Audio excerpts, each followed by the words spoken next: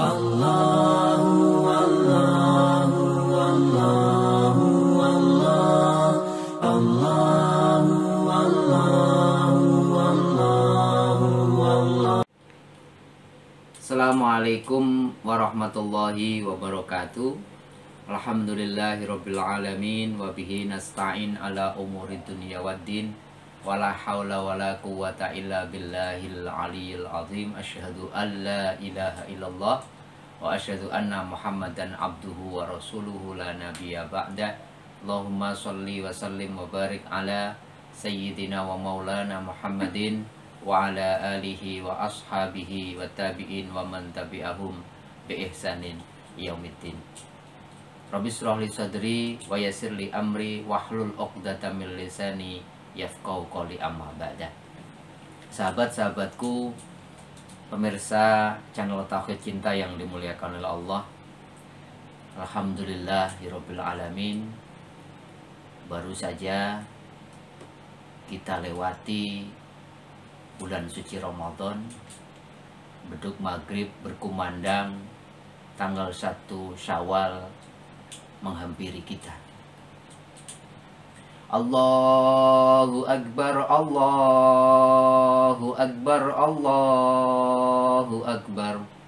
La ilaha illallah, Allahu Akbar.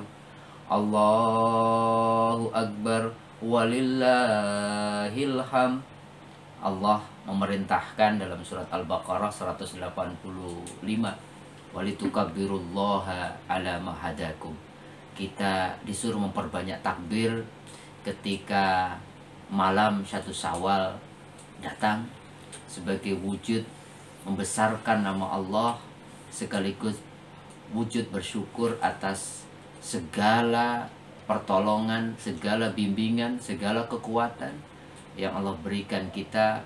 Minimal selama Ramadan ini kita bisa mengisi Ramadan dengan amalan-amalan istimewa, sehingga semoga 1 Syawal betul-betul menjadi hari kemenangan bagi umat Islam yang telah menyelesaikan madrasah rohani, sekolah rohani selama 1 bulan penuh. Semoga puasa kita, tarawih kita, bacaan Al-Quran kita, sedekah kita, dan amal-amal soleh lainnya, mata kuliah lainnya yang kita ambil selama Ramadan, apakah yang saya sebutkan tadi, Lailatul Qadar kita, puasa, zakat, dan lain sebagainya, mudah-mudahan mendapatkan nilai yang terbaik, sehingga kita termasuk orang-orang yang menang, orang-orang yang dijanjikan oleh Rasulullah, man shoma ramadhana imanan wahtisaban ghufira lahu ma taqaddama min dzambi. Barang siapa betul-betul menjalankan puasa Ramadannya dengan iman, dengan mengevaluasi setiap harinya, dia akan dijanjikan betul-betul terampuni dosa-dosanya. Kita akan mendapatkan predikat muttaqin, orang yang bertakwa. Kita akan dapat sertifikat minal aidin, Idul Fitri, orang-orang yang kembali kepada kesucian. Oleh karenanya, izinkan saya secara pribadi maupun mewakili tim Tauhid Cinta channel mengucapkan taqabbalallahu minna wa minkum siyamana wa siyamakum minal aidin wal faizin kullu amin wa antum bi khair. Mudah-mudahan kita semua diterima puasa kita oleh Allah Subhanahu wa taala. Semoga kita semua termasuk minal aidin, orang-orang yang kembali ke dalam kesucian, dibersihkan dosa, diampuni dosa oleh Allah. Minal faizin, kita termasuk orang-orang yang sukses, orang-orang yang menang melawan hawa nafsu kita selama bulan suci Ramadan. Kullu amin wa antum bi khair. Dan ini yang penting, mudah-mudahan sepanjang tahun ke depan dan tahun-tahun berikutnya kita terus bisa menjadi orang yang baik. Sahabat-sahabatku, pemirsa channel Tauhid Cinta yang dimuliakan oleh Allah, bulan Syawal dengan Idul Fitrinya mengabarkan kepada kita bahwa kita telah meraih kemenangan setelah kita sebulan penuh berjuang melawan nafsu kita dengan amalan-amalan yang soleh. Yang tidak kalah penting setelah itu saya kira bulan Syawal bermakna bulan peningkatan. Bagaimana hal-hal baik yang telah kita rutinkan, yang kita istiqomahkan, tadarus Al-Quran kita, menghidupkan malam kita dengan amal-amalan soleh, sedekah kita, itu kemudian tidak kemudian ikut turun frekuensinya, turun semangatnya seiring dengan Ramadan yang telah meninggalkan kita. Syawal adalah bulan peningkatan.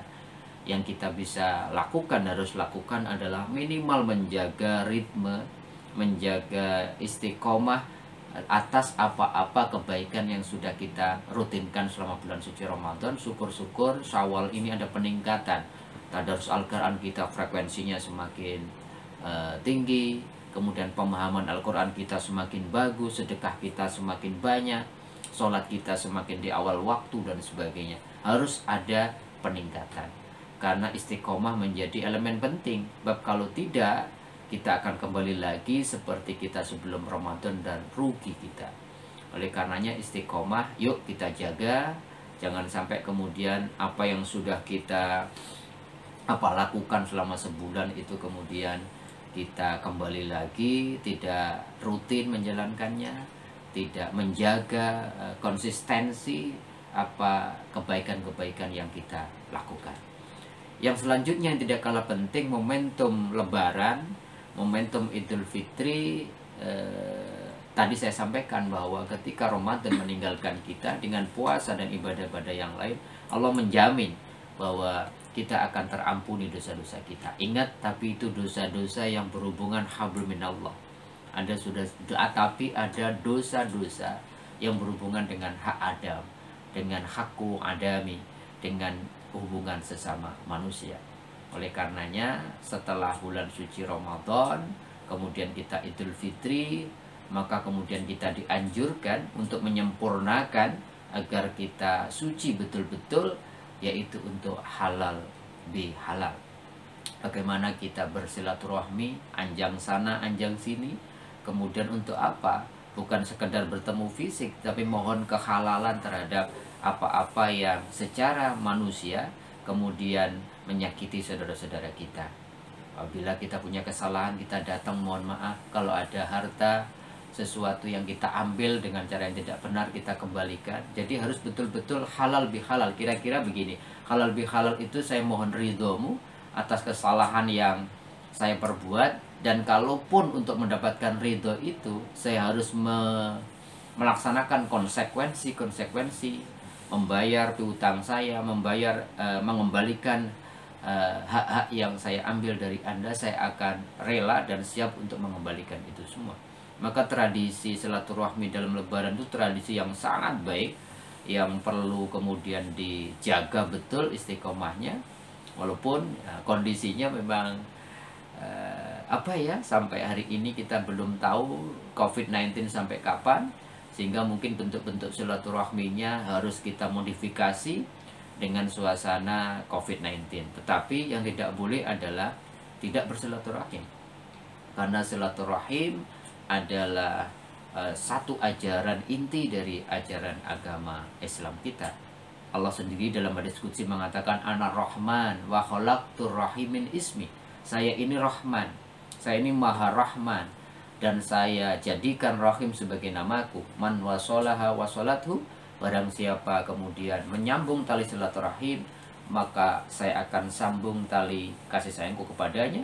Waman qata'aha batathu. Tapi barang siapa memutuskan tali silaturahmi dengan alasan apapun kepada saudara-saudaranya, saya akan juga putuskan tali silaturahmi dan kasih sayangku kepadanya. Oleh karenanya, bagaimana caranya nih? COVID-19 kita nggak boleh beranjang sana, nggak boleh berkumpul. Banyak jalan menuju silaturahim. Tidak bisa secara fisik, memang protokol kesehatan menganjurkan kita physical distancing, tetapi kan masih banyak media yang kita bisa lakukan. Kita bisa video call, kita bisa lewat WA, bisa lewat SMS atau media teknologi lainnya. Intinya apa? Yang penting adalah pesan kesungguhan kita untuk memohon maaf atas dosa yang pernah kita lakukan secara sosial. Hak-hak yang kemudian kita ambil tidak benar, itu kemudian mendapatkan ridho, mendapatkan penghalalan dari kemudian orang-orang yang kita sakiti. Wallahi, demi Allah, jangan memaksakan untuk silaturahmi fisik kalau kemudian itu akan menjadikan kita tidak mematuhi protokol kesehatan, sehingga kemudian kita menjadikan diri kita jatuh kepada sakit atau menyebabkan orang lain kemudian sakit karena kita tidak tahu apakah kita karier, kita membawa virus corona ataukah tidak. Mari tetap silaturahmi dijaga sekali lagi, tapi dengan modifikasi sesuai dengan wabah pandemi COVID-19 ini, dengan video call atau dengan media-media yang lainnya. Kalaulah kita harus terpaksa bersilaturahmi fisik, hati-hati, tetap protokol kesehatan mohon tolong diindahkan, pakai masker, cuci tangan, dan kemudian usahakan jangan bersentuhan secara fisik, mungkin dengan menjaga jarak yang kita istilahkan dengan physical distancing. Itu beberapa catatan saya untuk menyambut bulan Idul Fitri, bulan kemenangan kita.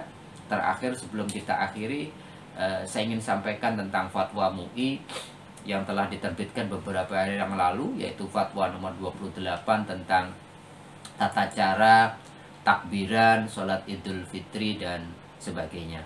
Tentang takbiran saya kira menjadi ekspresi kegembiraan dan syukur kita. MUI, pemerintah tidak melarang itu, tetapi mari kita lakukan takbiran di rumah kita masing-masing. Kemudian tetap menjaga jarak. Kalaupun di masjid ingin melakukan takbiran, tetapi tetap menjaga jarak, mungkin 1 orang, 2 orang, jaraknya dijaga takbiran, dan yang lain mengikuti dari pengeras suara yang ada di masjid. Untuk esok harinya, untuk sholat Id, ada beberapa kondisi yang sangat jelas disebutkan dalam fatwa MUI nomor 28 tahun 2020, yaitu bagi daerah-daerah yang termasuk zona merah itu dilarang mengadakan sholat Id di masjid, di musola, di lapangan, atau di tempat terbuka yang potensi mengumpulkan banyak orang, tapi dianjurkan sholat di rumah. Sholat di rumah pun juga boleh bervariasi, bisa sholat berjamaah. Kalau di rumah kita itu minimal ada 4 orang, dan salah satunya mungkin menjadi imam, dan kemudian disempurnakan dengan khutbah Idul Fitri secara singkat, baru kemudian selesai. Atau kemudian kalau mungkin tidak pede gitu dengan sholat berjamaah di rumah, bisa sholat di rumah dengan sendiri-sendiri, atau kemudian di tempat-tempat yang masuk zona hijau, artinya terbebas dari COVID-19, atau di tempat-tempat yang menurut fatwa MUI itu daerahnya tertutup. Nah, misalkan di klaster perumahan tertutup, kemudian homogen, orang-orangnya kita tahu pergerakannya, maka dibolehkan melaksanakan sholat Id di masjid maupun di musola atau di lapangan, tetapi ingat, tetap menjaga protokol kesehatan. Saya kira itu, bahwa sholat Idul Fitri, saya kira sholat sunnah mu'akadah sangat dianjurkan, bukan sekedar sebagai ekspresi syukur atas kemenangan, tapi juga syiar. Tetapi mari kita ambil jalan tengah. Bagi yang ingin melaksanakan sholat Id, pastikan Anda di zona hijau, Anda di lingkungan yang homogen, Anda menjaga betul protokol kesehatan. Bagi yang tidak dan kemudian ada di zona merah, Anda tetap bisa mengekspresikan kemenangan dan rasa syukur dengan sholat Id di rumah masing-masing. Dan alhamdulillah Anda tinggal download fatwa MUI, itu lengkap sekali, rinci sekali, tata cara takbir sekaligus tata cara untuk sholat, baik itu rakaat maupun bacaan-bacaannya. Mudah-mudahan ada manfaatnya, sahabat-sahabatku pemirsa channel Tauhid Cinta yang dimuliakan oleh Allah. Selamat Hari Raya Idul Fitri. Mudah-mudahan kita semua termasuk orang-orang yang kembali suci, termasuk orang-orang yang menang, tetapi yang paling utama termasuk orang yang diberi hidayah oleh Allah untuk bisa menjaga istiqomah kita setelah Ramadan, dan syukur-syukur ada peningkatan yang signifikan di bulan Syawal dan bulan-bulan selanjutnya. Selamat Idul Fitri, mohon maaf lahir dan batin, kurang lebihnya mohon maaf. Assalamualaikum warahmatullahi wabarakatuh.